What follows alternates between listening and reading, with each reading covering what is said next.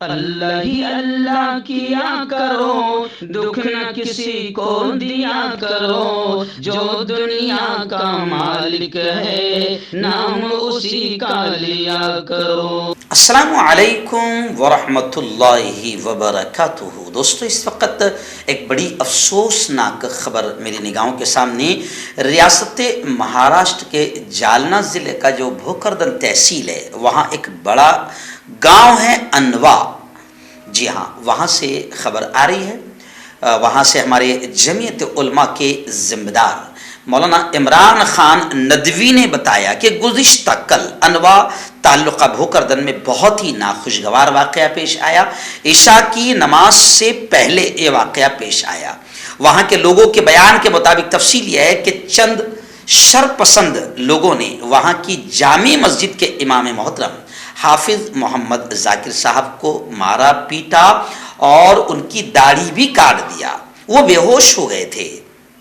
اس وقت بجلی نہیں تھی، اندھیرے میں یہ واقعہ پیش آیا۔ اس کے بعد انہیں وہاں سے سیونا کے احباب سے لوڑ لے کر گئے اور وہاں سے اورنگ آباد گھاٹی ہاسپٹل میں انہیں داخل کروایا گیا ہے۔ جی ہاں، ابھی ان کی حالت قدرے بہتر بتائی جا رہی ہے۔ جمعیت علماء کے لوگوں نے وہاں کے سیاسی افراد اور پولیس سے رابطہ کیا اور انہیں حالات سے باخبر کیا۔ اس کے بعد انوا میں پولیس کا کڑا بندوبست لگا دیا گیا ہے۔ حالات فی الحال قابو میں ہیں، لیکن وہاں لوگوں میں بے چینی پائی جا رہی ہے اور اضطراب نظر آ رہا ہے۔ لوگ بے قابو نہ ہو جائے اور ریئیکشن کے طور پر کوئی گھٹنا نہ ہو جائے، اشتعال انگیزی نہ ہو، اس کے لیے تمام ذمہ داران نے اپیل کی ہے کہ اپنے نوجوانوں کو قابو میں رکھیں۔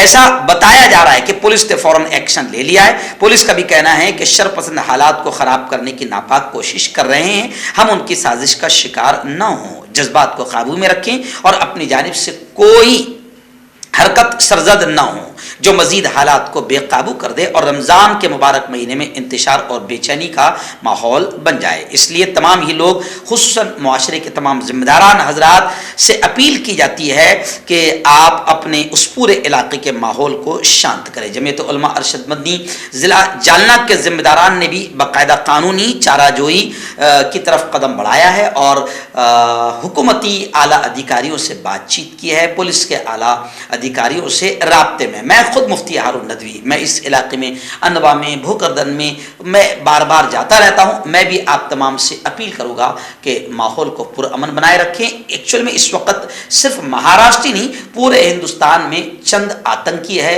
جو آتنک پھیلا رہے ہیں اور ماحول کو خراب کرنے کی کوشش کر رہے ہیں۔ وہ آپ کو، ہم کو اکسانے کی کوشش کر رہے ہیں۔ رمضان کا مقدس اور پاکیزہ مہینہ ہے۔ ان شرپسند عناصر کو اور ان آتنکیوں کو کامیاب ہونے نہ دیں، ماحول کو پرامن رکھیں۔ ہمیں یقین ہے انشاءاللہ جمعیت علماء کے ذمہ داران، علاقے کے تمام ذمہ داران مل کر قانونی مضبوط کارروائی کریں گے۔